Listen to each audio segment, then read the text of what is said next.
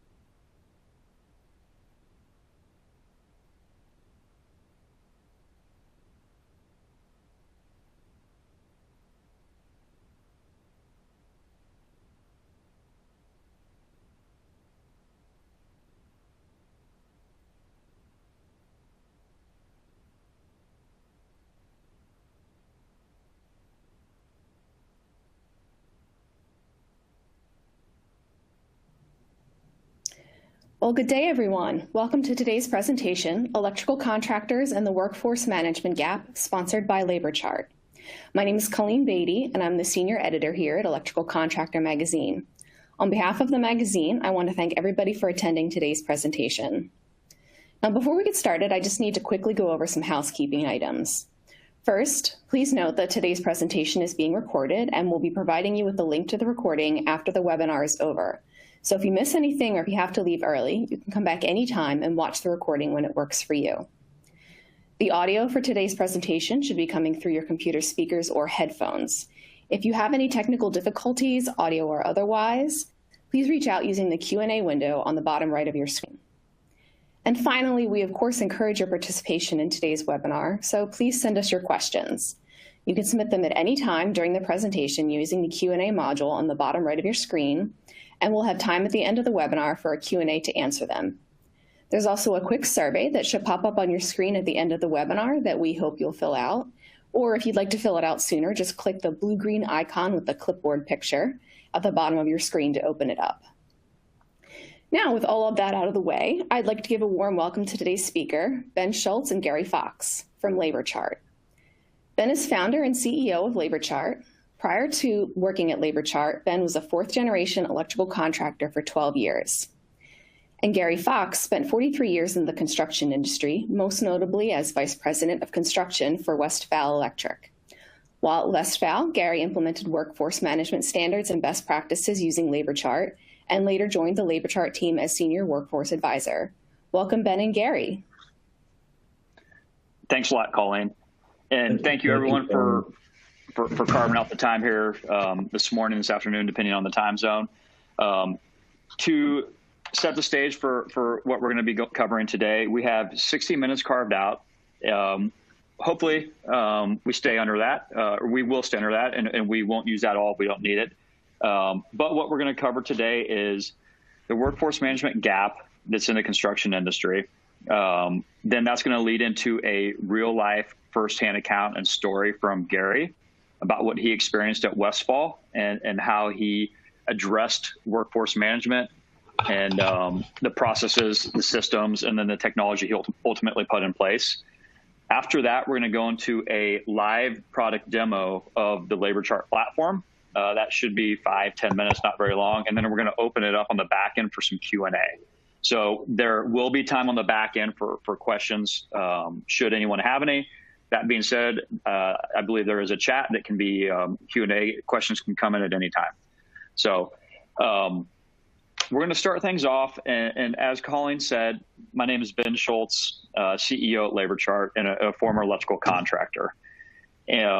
I spent the first 12 years of my career within a electrical contracting shop in Kansas City. Every year since I could drive, since I was 16, every summer was spent on job sites in some form or fashion, working on the job sites, working in the warehouse, counting parts, sweeping, whatever it may be. But working construction since I've been 16 up until today. So during my time in the office full time, I started off as assistant project manager, estimator, and I had every role within the company as it relates to operations. And I stepped away in 2016 as our vice president and ops manager. During my time there, it was a family business, and one of the things that my grandpa and my dad that we always used to repeat in the business is you have to get work, you have to do work, and you have to keep score.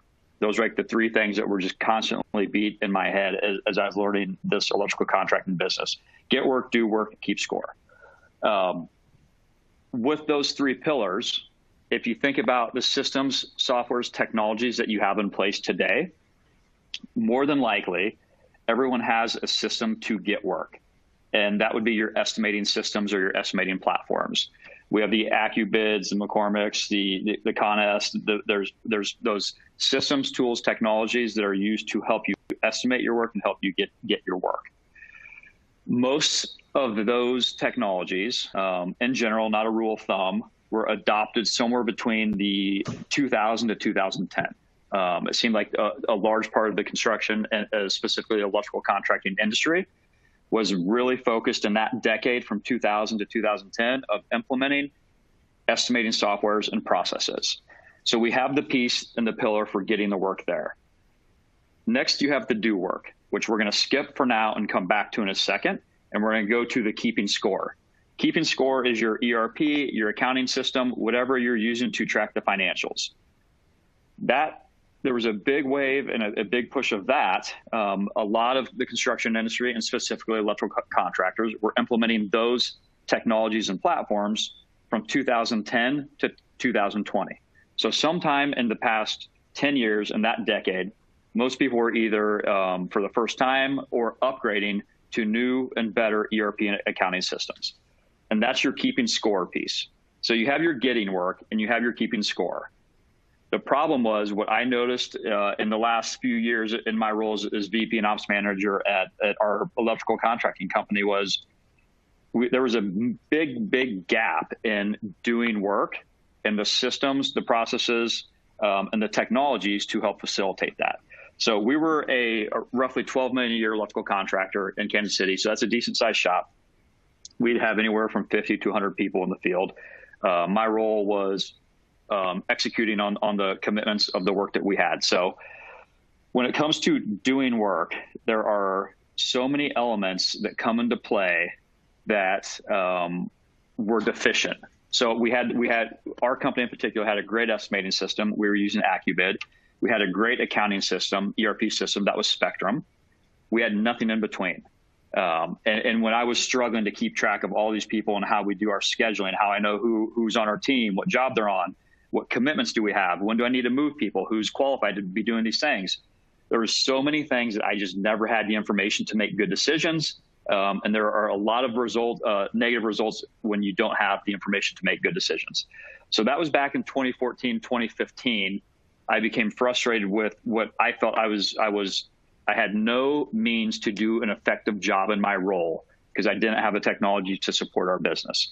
So I was trying to find something out there to do what I needed to do. And after years of looking, I couldn't find anything. And I ended up with the idea of just building our own that was going to support our electrical contracting company. So the concept was, I'm going to contract the rest of my life, but I need a tool to work. I'm going to build something on the side to support our business. But I ultimately made the decision to separate it from the business, peel out altogether, and start building and taking to market a platform that I thought the industry needed to effectively manage a workforce. So that's a brief overview of the background and how we got to where we are today, and what we feel is a giant workforce management gap where we had these decades of adoption where we went 2010 estimating, then we went 2010 to 2020 accounting ERP, and now what we think is from 2020 to 2030, we believe that is going to be the decade of adoption for workforce management. If you look at the patterns and look at the history, there's these 10-year chunks where people are really focusing on a different piece of the business. We think we're in year 1, year 2 of what is going to be the workforce management decade of adoption in the construction industry. And right here, just reiterating that fact, this workforce management piece is that missing piece to the puzzle that we believe is going to help unlock some of these productivity issues that we're all very much aware of. So high-level overview, what is workforce management?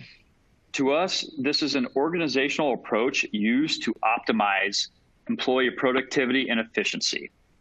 A lot of people think of this as it might just be scheduling of people and that's it. But really, there's a whole lot more to it than just scheduling your people. You can see a few bullet points below where you have resource management, data management, planning and scheduling, analytics, forecasting, and communication.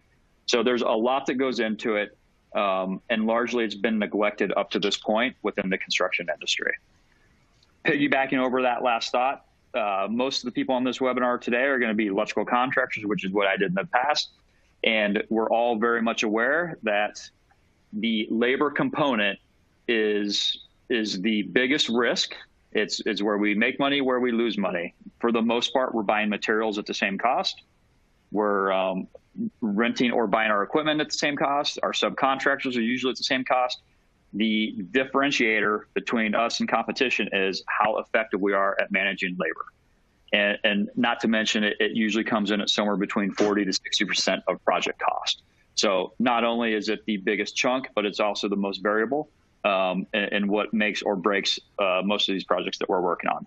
So as I mentioned earlier, for some reason, workforce management has been this piece that most businesses have just pushed off to the side and asked some people to figure out how to make it work as best as they can. It's often lacked documentation, it's lacked process, it's lacked standardization, and it's lacked a technology to enable the people to do their jobs well. And that's where we have this analogy that we call at LaborChart called the three-legged stool. So this applies to workforce management, but it also applies to, in our opinion, every other department or technology within your business. You have a three-legged stool, and you have to have the people, the process, and the technology for it to work as well, or to operate at maximum efficiency and productivity. If you have one of these legs, it's better than none. But ideally, you can get to three legs of this.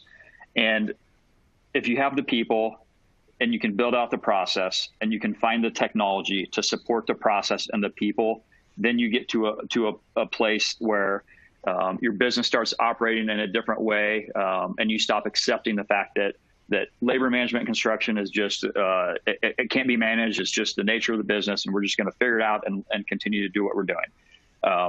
I don't believe that, and it's ultimately what led me to leave the construction industry and start building this.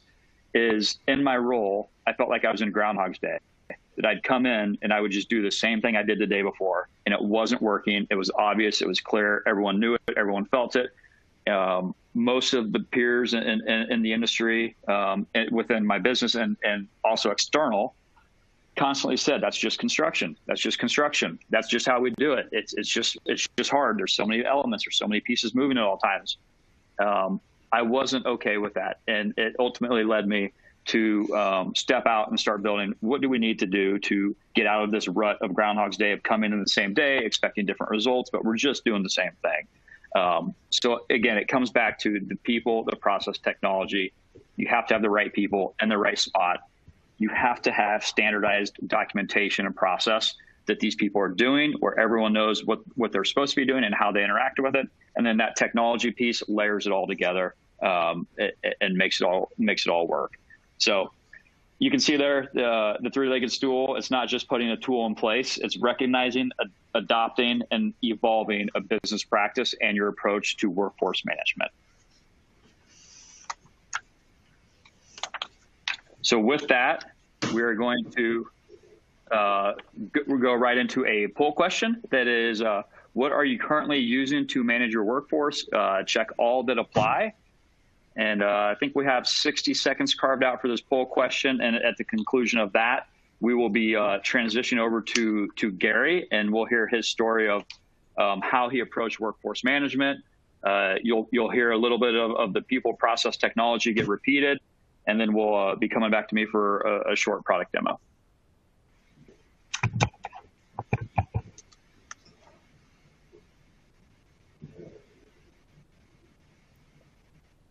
Give everybody just a few more seconds to put your poll answer in.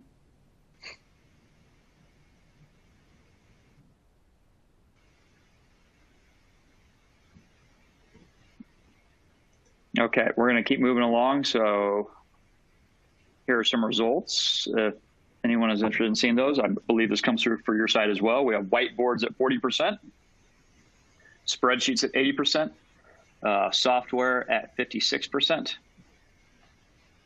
I'm a little confused on that math because that is well over 100%. But spreadsheets is leading here by quite a bit. We gave them the option to select multiple things. That's why. So perfect. Thank you. So with that, let's transition over to Gary, and then I'll be back here at the conclusion of his portion for a product demo. Okay. Well, Ben just said a mouthful there. He really laid out the issues, the problems, the history of workforce management. The truth of the matter is that workforce management can be a real struggle.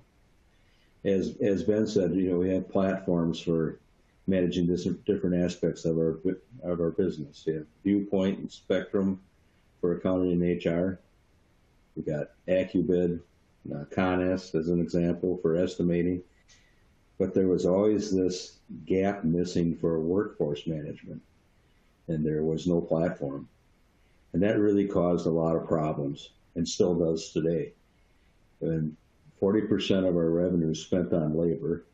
It's somewhat bewildering that no one has really looked at this prior to, I think, the emergence of LaborChart.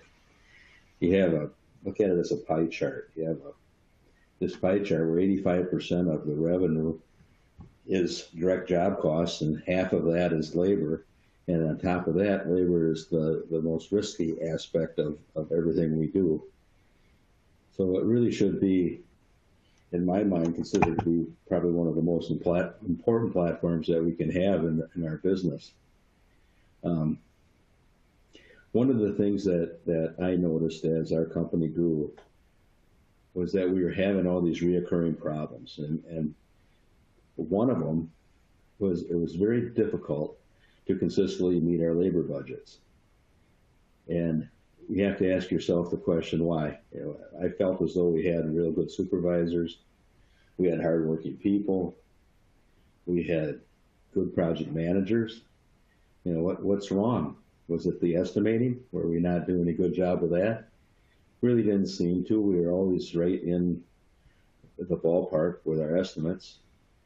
Question your productivity, and it's hard to gauge when you're living inside your own four walls, but I got to believe that the productivity is probably on a probably equal level with our competitors.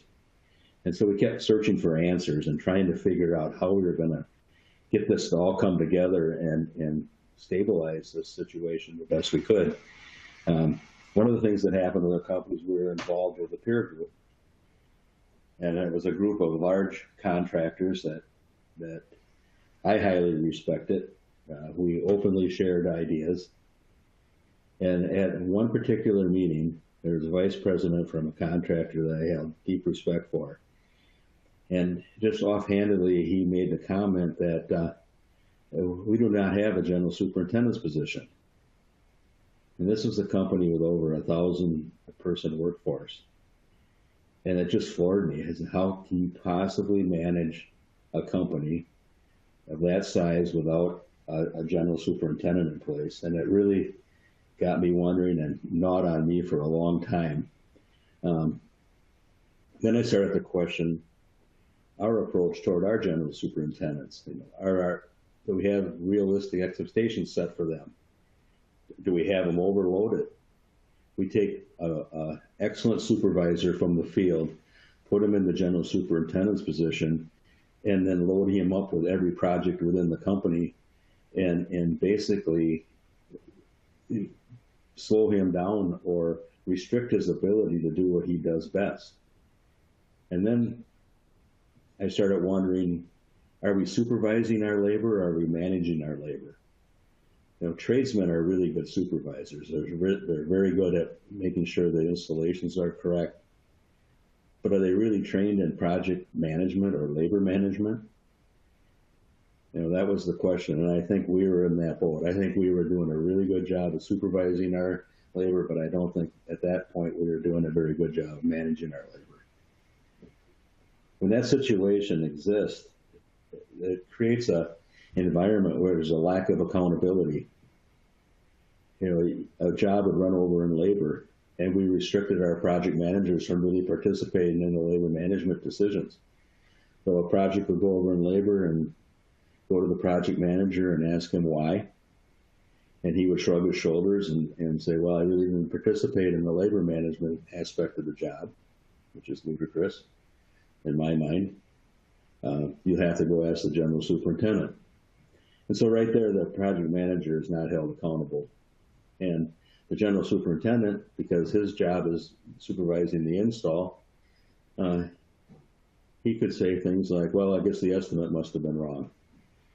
And this cycle would continue and continue, and there was no real method or way to look back at it and say, this is really truly what went wrong here. And so in a bold stroke, our company decided that we would eliminate the general superintendent's position. This was some trying times. The truth of the matter is I inserted myself as the general superintendent clandestinely. I supported the project management team, but I wouldn't do the actual task for them. And needless to say, I wasn't the most popular guy in the company. The general superintendents weren't happy. They feel as though they lost some authority, and and were reassigned to individual projects. The project managers weren't comfortable with their new duties and responsibilities. Some other problems surfaced, and we brought some exposed or some underlying problems. We exposed them and brought them to the surface, which in the long run really helped our company. We identified a lack of transparency. The spreadsheets that are being used are usually held by one person. That one person will share that spreadsheet typically once a week. That person is the owner, and no one else touches the spreadsheet but him or her. It's an issue, and it really hinders the transparency that can exist with other methods utilized. There's no centralized platform. A lot of hodgepodge things, whiteboards, just as the survey just said, spreadsheets, different things kind of patched together. Getting project managers to collaborate with each other outside of their own projects was difficult. They never had to do that before. Now they have to because they're managing labor as a unit. What techniques now are we going to use? That was another issue and a problem that needed to be solved. Dependency on the company's tribal knowledge was in play. We had very skilled tradespeople that basically were trained to supervise labor and relied a lot on their tribal knowledge to do so. And I don't think these problems were unique with our company. I think these exist industry-wide, and once they're exposed and identified, I think there's some pretty solid ways to solve these problems. The solutions, first of all, the workforce management system needs a hub, needs a person that is going to control this and make sure everyone is doing what is expected of them. Taking a platform like LaborChart, one of the things it does is it creates a high level of transparency in real time.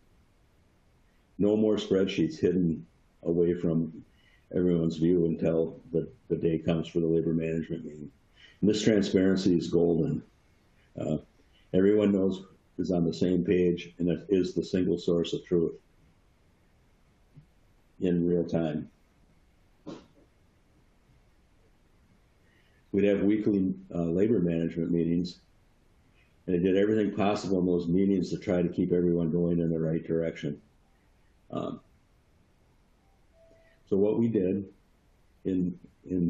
as time transpired and we got comfortable with our new system, we created labor resource profiles, actual labor plans for each project. We implemented and enforced 2-week look-aheads. That was not an option. That became a standard. That was an expectation throughout the company on every job. We developed exit strategies in every project to prevent margin fade. And that's a topic that can go on for quite some time, but I think everyone has experienced situations where it looks like you're doing very well on a project, you're using your earned value analysis, you get to be about 80% complete, and all of a sudden that 8% profit that you thought you were going to make just kind of fades away. And that's part of the problem with that, is not understanding and utilizing your labor resource profiles. So we had these processes in place, but we still did not have a platform. And so it continued to be a struggle to make this all work because we had trouble with transparency, creating the collaboration that we needed. Every 6 months or so, I would go online and I would try to find a platform that would support this initiative, and to no avail. It was difficult. I'd find a lot of enterprise dispatching softwares, platforms that really wouldn't address construction labor management. And then the day came that I found LaborChart, and the rest of that is now history. found it in 2015, and as Ben had said earlier, that's pretty much when.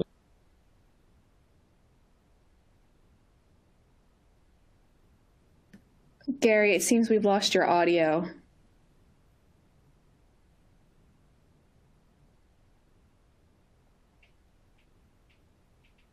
I think we lost more than audio. I think we might have a internet issue with Gary. So we'll give him 30 seconds here and see if internet stabilizes. If not, we're going to transition back into the product demo piece. And when connectivity comes back with Gary, we'll let him pull the last part of that story together. So we'll give him a few more seconds here and see if this comes back.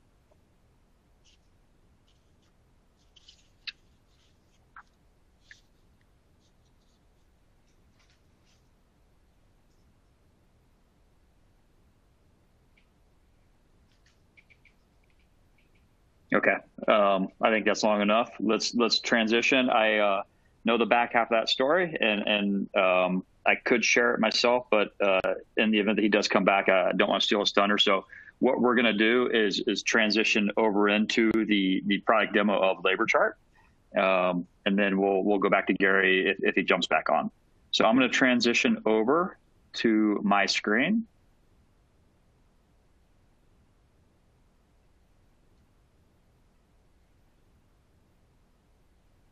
And everyone should now be seeing the LaborChart platform. We have some tiles here at the top. It's called, top left is my groups. We have a Kansas City, Dallas, and Chicago group. So at the highest level, this is about getting your data correct and in a system that can be used in a way where you have the right level of transparency. At the same time, you're not oversharing. So we have buckets and containers that enable people to organize their people and their projects and their business in a way that then enables the correct sharing of information across their organization. So when we talk about workforce management, it's a lot of things. But if we really want to boil it down and simplify it, to me, it's understanding who's on your team. And when we say team, that can be an organization wide. It can be a business unit. It can peel down all the way to a project team. But understanding who is on your team, you need a real-time platform that is a roster of all people. That can be active people, and that can be inactive people, people who used to work for your company in the past, but currently are no longer working. A database of both of those with information that is relevant and applicable to help people make decisions on where people should be is critical. And that can't live in a spreadsheet, and that cannot be information that is not within the company and available to the company for all people to access and use when they need that information. So at the highest level, who's on your team? Here's a roster showing you those folks. If you want to look for someone in particular, the ability to search for people, being able to get down by a job title, a skill set, a certification, having their contact information available at your fingertips. That's your roster, and that's understanding who's on your team. Next thing is who is where. Again, sounds simple. Usually there's probably one or two people in the company who really know who is where. That information needs to be available to more than just a few people. There's multiple decisions every day made based upon who is where and what are our commitments across our company. And giving people access to that information cuts down on a lot of redundant steps, wasted time, unnecessary conversations. It's almost like a comparison to, at this point in time, I believe that most of the people that are on this webinar are probably using some form of digital plans, whether it be a plan grid, a Procore, but some technology that is a digital version of your drawings that you're building your projects on. It's a no-brainer that those businesses took off and make sense, because it's very costly to have a set of drawings go out to the field. A new set comes out, gets approved, comes into the office. 10 years ago, you have to print those off, bind them together, get them sent out to the field. You have to have a real-time set of drawings for your people to build off of. The same thing goes for your labor and resource plans. I don't understand how you can be making decisions on what you're building and where people are going if you don't have a real-time representation of what the current state of the workforce is. So if that's a spreadsheet or a whiteboard and it's a day or 4 days outdated, you're effectively building your project off of outdated drawings. And in the moment, like the instance of that happening, it might not seem like a big deal, but throughout the week, throughout the month, and over the course of the year, those things add up, and they are extremely costly. So I think of it very much like building off of a current set of drawings, and I think of it as managing your workforce off of real-time accurate information. So this is the who is where. We have a job board here that will show where everybody is working. We can see the additional information, such as when they started on the project, when they're coming off the project. The colors represent job titles, and there's many different ways to get different sources and different bits of information depending on what the preference might be. We can see based upon any day. Today we're looking at Wednesday. This is our available list. William Jones is not assigned to any projects. We can look at our assigned category and see that we have 48 people that are scheduled today. And then we can see if anybody is off, whether it be vacation, PTO, sick, medical, any reason that they would be on the payroll, not assigned to a job, and not working. That would be a scheduled off situation within the platform. So this page is a nice replacement to the whiteboards that are found in job trailers and in the back office of many offices of many construction companies. But digital, real-time, accessible to the people who need it from anywhere with automated communications built in. Great for single-day views, but not the best for planning. So if we need to plan out what we're going to be doing over a longer period of time, then we go to the Gantt page. And let's transition that to be on today. So being able to plan your workforce out over a day is critical. Day views are great for those short-term decisions and just seeing snapshots of information. But understanding where your workforce is going is equally, if not more important. So having views where you can look at your workforce anywhere from a day up to 3 years at a time can give you the information to see how are we ramping this project? How does it ramp up? When do we peak? When do we plateau? When do we start ramping down? We can manage our needs across the company. So if we know this week, which is today, we're on Wednesday, the 18th, we have, looks like we have 139 labor hours hitting the project today. And this bar totals it across the top, and we can see how many labor hours we have scheduled left on our job. So we can do simulations comparing against the plan, the use to date, and the hours remaining. You can run those simulations to see how you want to ramp down projects, ensuring that you come in under the budget and under the remaining hours. You can plan when you need additional people to come on the job or when they need to be leaving the job. And then above that, you can see these color codes. I have this instance set up to be a display of who's on straight time versus who's on overtime. So I have these three here. I know they're working overtime as soon as possible. Obviously, we want to keep an eye on that, but it's good to know. But we'd like to get them back to straight time as soon as possible. So this is looking at the project at a project level where you can see the people below it.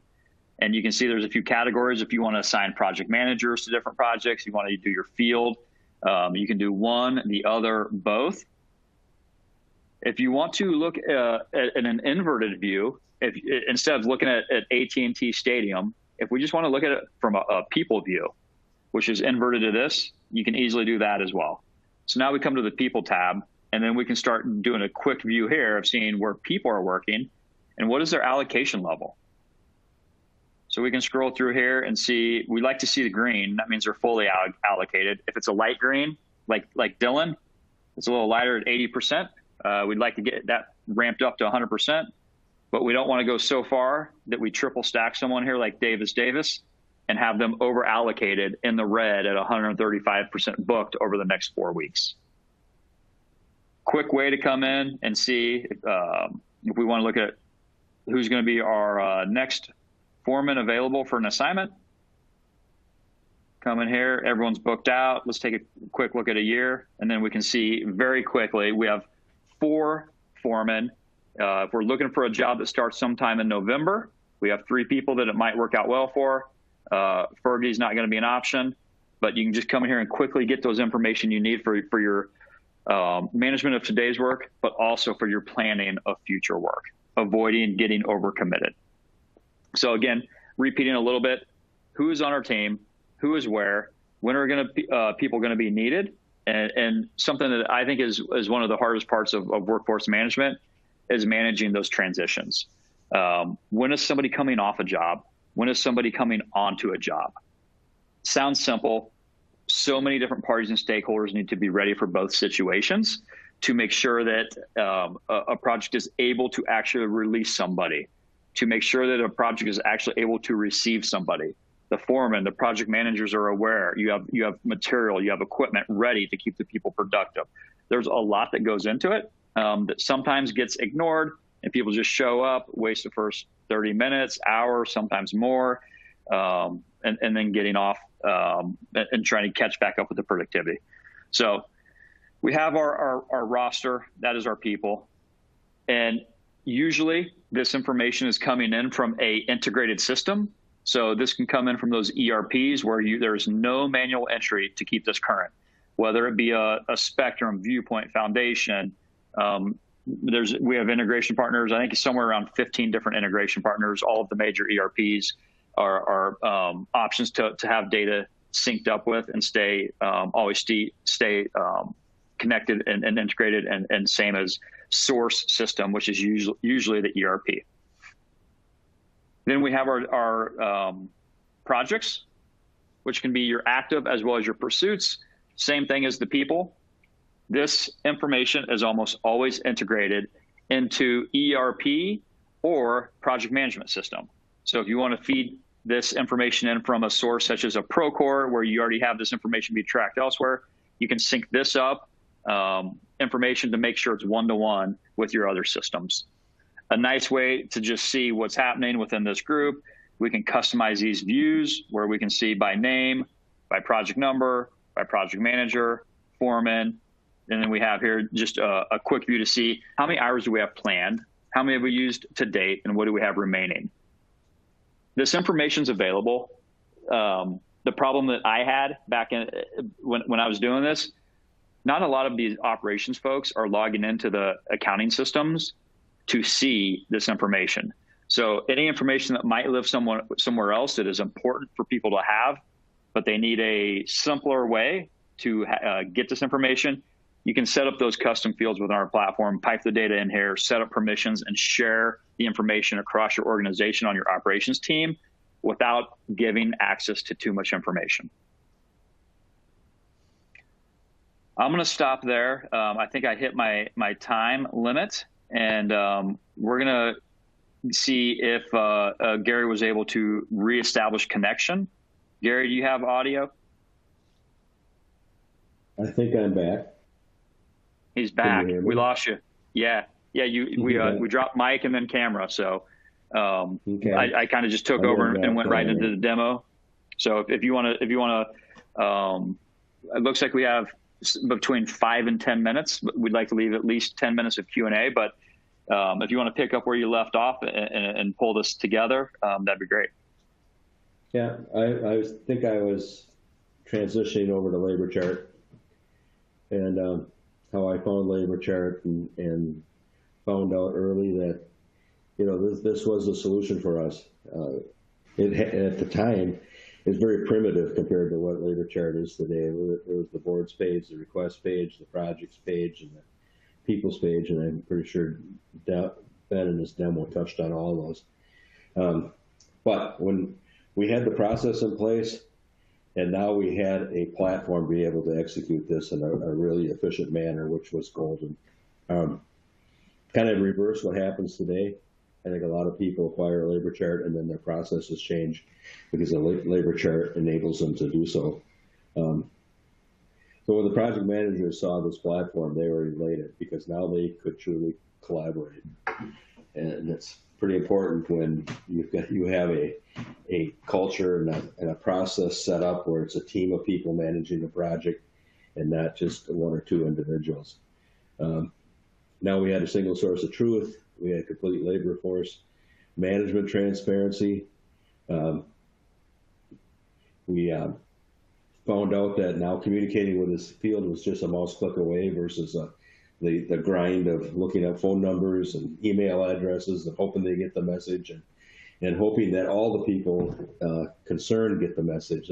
That's another thing that's really valuable within LaborChart is that when you set an assignment alert out, all the people who need to receive that message get it. It's easy to get in the middle of letting someone know that they're assigned the old email way. You get interrupted, you forget to notify a project manager, you forget to notify a foreman, and in some cases you forget to notify the person that's actually trying to transfer to a different project.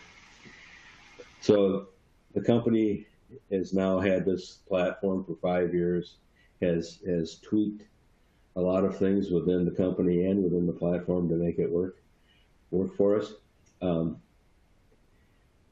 So we have people who are trained and they specialize in specific areas. These are the task force that we're utilizing to run work. We have a director of field forces. That person is the hub of this entire process. We have productivity specialists, and they're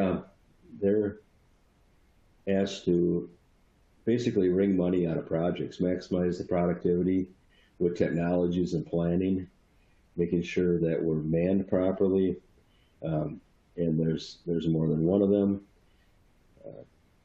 just so they don't get overburdened, and we're doing a good job overseeing all these projects. That the project managers from the financial side, detailing supervisors and prefab managers. And what this has done through the course of time is basically eliminated the need for weekly labor management meetings. Labor now is being managed on an hourly basis in real time, full time, versus let's take a look at this once a week and get the spreadsheet out and see what's going on with our people. Let's move them around. I'll see you next Friday. It's an ongoing living thing that actually happens hourly, not by the minute. The transparency, the control transparency that Ben talked about earlier is real. You can control who sees what and when. We have a collaborative environment now.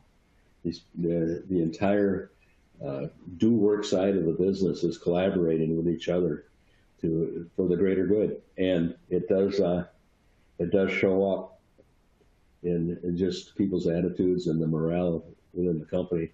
The data and the platforms are integrated with other platforms, so you can bring information in from across the entire company into the management system, and you can see a lot of financial information in a consolidated place that you could see, but you would have to drill down in other platforms to be able to do it.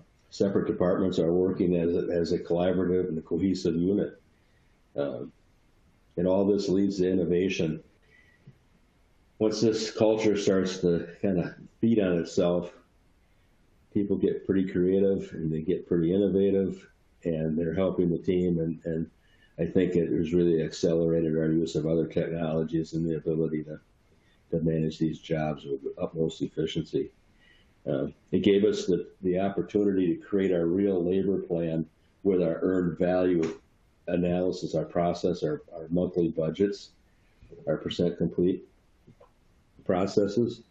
And when you start syncing up your true labor plan with your earned value analysis on a monthly basis, they stabilize each other. And now your work in progress reports stabilize, and you're not seeing this big fluctuation in profits and margin fade, and watching your profits fade away. So it's a very powerful tool. It's when implemented properly, I believe with a different outlook or a different perspective as far as processes go, I think that it is really an opportunity to improve your profitability and just the way you function as a whole. So come back around to the three-legged stool, and so the people, one of the legs, they're trained, they're in place, they're doing what they're able to do and meeting the expectations of the company. The processes are consistent and enforced. That's key. You have to be consistent. You have to enforce your processes. And the technologies are being utilized and integrated to support the workforce management process. So all three legs can be in place, and a three-legged stool doesn't stand very well when one of the legs is missing. And so that creates the platform. Look at it as the three-legged stool and the platform that your workforce management sits on. And I think that it can be pretty beneficial to all contractors. So with that, Ben, I hope I didn't lose. Nope, you're still with us, Gary. Nope, that's awesome. And one thing that is worth adding to Gary's closing comments there is when we think about people, process, technology, having all three is where you can be sturdy and really start thriving. Having one or two is better than none. And where you start doesn't have to always be in the same spot. Some people, we have many customers who have a people element in place. They have no process or technology. So sometimes where do we start? Do we start documenting processes and then layer on the technology? Do we go technology back into the processes? Do we have the people? The order can vary, and the sequence can vary. But ultimately, there should be a business objective and goal of getting all three of those in place. And like we talked about here at the beginning of this webinar, we truly believe that we have entered the decade of workforce management adoption. We have our accounting systems in place. We have our estimating systems in place. Processes are built around them. Now we've got to start professionalizing the way that we manage labor and how we handle our workforce management. So with that, we're going to roll into we hit the product demo already when we were waiting on Gary. So we're going to roll into a final poll question. And then we're going to open it up for some Q&A. But we would love to know and hear from you all, what is your largest technology and or business initiative in the next 12 months? And this is a free form. You have to type it out. So we'll give us a minute, and then we'll come back and we'll open it up for Q&A.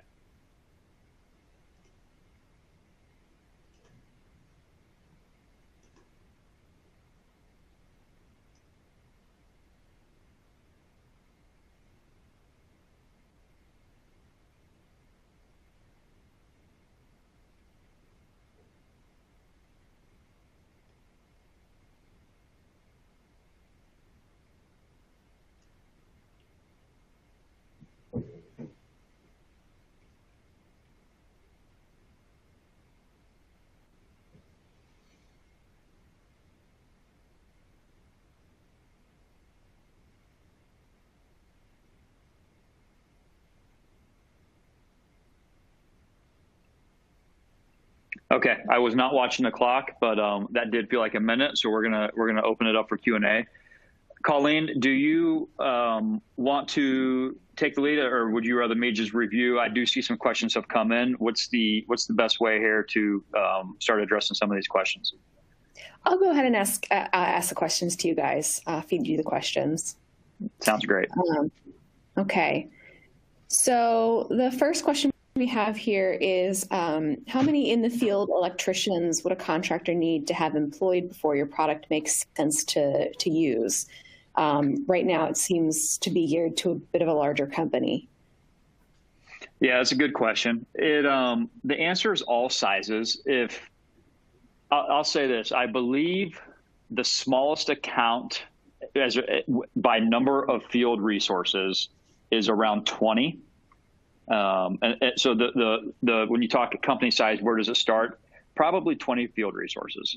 And then our largest one goes up to somewhere in the 10,000 field resource range, and everywhere in between. So it's a pretty broad spectrum. It can handle, the scalability is in place to handle anywhere from the 20 up to the 10,000s. I do believe the average is somewhere around the 200 range of field resources, if you want to look across like enterprise-wide customers and size of the workforces. So your comment is correct, in that if you have less than 20 field resources, there could be ways. I mean, you might have one or two people involved, and sometimes it could make sense to use the technology in a different way than LaborChart. Okay. We have another question. How granular can you get with team members' qualifications?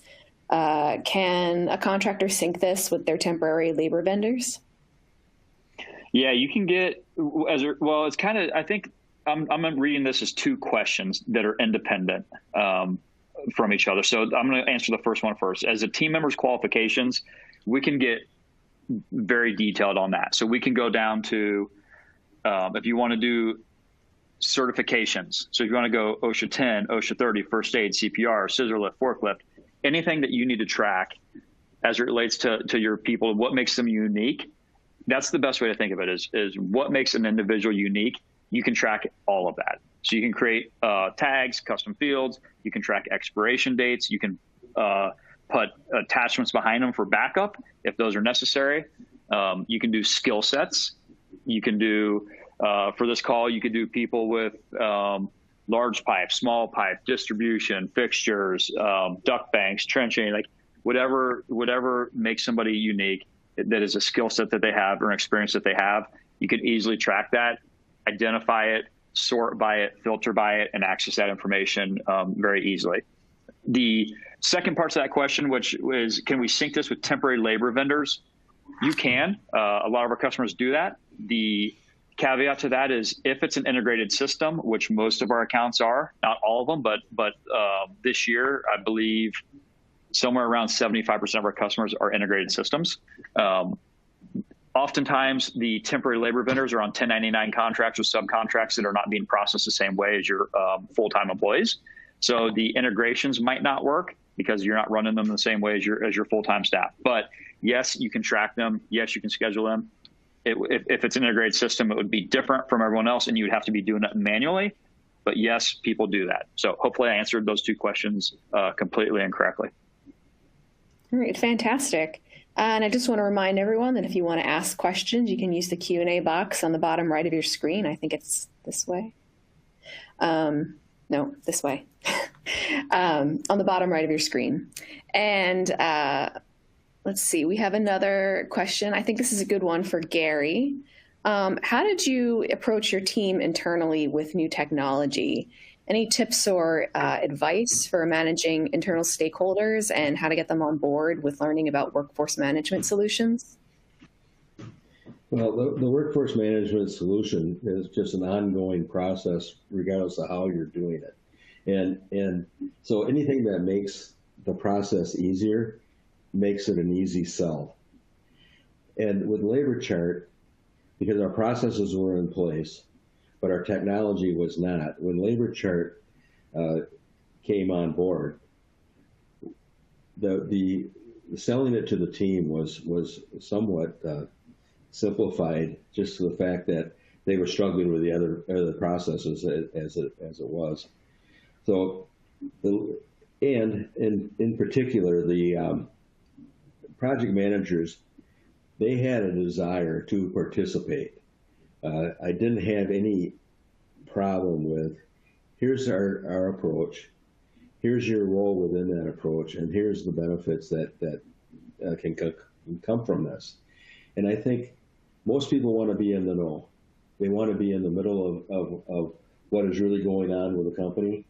And when you create an environment of transparency like that, now they know. And the processes are no longer hidden in some magical thing, and there's no wizard behind the curtain pulling the levers to make the management system work. So I think that with that type of attitude and approach toward your people, I think it really is an easy sell. Okay. Here's another question about integrating with other software. Does LaborChart integrate with QuickBooks Desktop or Notify?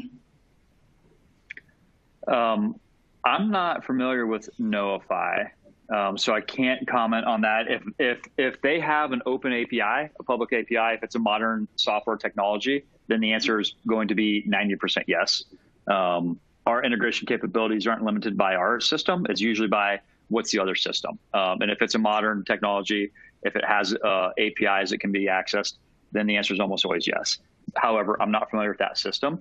I am familiar with QuickBooks. I'm not familiar with the desktop version, so I would echo that earlier comment about Notify. It would depend on their system. If you whoever's asking that question, if you want to submit a question into support@laborchart.com or reach out to myself, I'd be happy to track that down and give you a good answer, or a yes, no, if we can, and also a yes, no if we currently have that integrated. Okay. And if anybody would like to contact Ben or Gary, their contact information should be in the top right of your screen, as well as their biographies. Here's a good question for the both of you. What does workforce management success look like over the short term and the long term? Gary, I'll go first. We have 3 minutes left, so I think we both have time for maybe a 30-second answer, but I'll make this short and sweet. To me, it's very much like the definition. It's an organizational approach, and to me, daily progress is a signal that you're having success, and that's what I don't see, or I didn't experience in my earlier career as a contractor. And what I see when I talk to a lot of contractors is, if you're doing the same thing, if it's not getting better, if you're just counting on like a person to come in and be a silver bullet, or a technology to come in and be a silver bullet, the problem's not going to be solved. If it is, it's not going to be sustainable. It's probably a Band-Aid. So how are you evolving as a company as it relates to the three-legged stool, your people, your process, your technologies, and making daily progress? Those are the signals. I mean, as it relates to workforce management, it relates to our business at LaborChart. Like, everything has to be getting better every day. If you're not getting better, you're getting worse. So just being aware that also sometimes you have to take a few steps backwards to take steps forward, but being aware of the bigger picture and making sure that you have alignment, people are together, people behind it, and you're striving for a common goal that is constant progress and improvement. Yeah, that's good. To add to that, I agree with everything Ben just said. But to add to that, as a tangible, you will notice, if you implement this properly, that your projects will be least likely to see a lot of margin fade. You'll see a stabilization in your financial statements. You won't have these big swings in any individual project. It brings a lot of stability to the process, to the management system, and along with that, other aspects of your company. You will notice that for sure. All right. Awesome. Well, Thanks, Gary. I think that's a good place to wrap it up for today. Oh, I'm sorry, Ben. Oh, no, we'll go ahead and wrap it up. I just wanted to thank everyone for their time. I know we're at the limit, so very much appreciate everyone's time. I know everyone's busy. Carving out an hour's not an easy thing to do, so appreciate that. And if anyone has any interest as it relates to technologies or process, reach out. We'd love to talk to you. We can't help a ton with the people side, but we do have a pretty good beat on what it takes on the process standardization and the technology side to help manage the workforce management. So appreciate it. And back to you, Colleen. All right. Well, thank you both for such a great presentation. It was very interesting. I know I couldn't stop listening. And everyone, please don't forget to fill out the survey when it pops up on your screen after I close out the webinar. And be on the lookout for the recording. It should be arriving in your email inboxes soon. I think tomorrow, but don't quote me on that. So we hope everyone has a great rest of the day and a great rest of the week.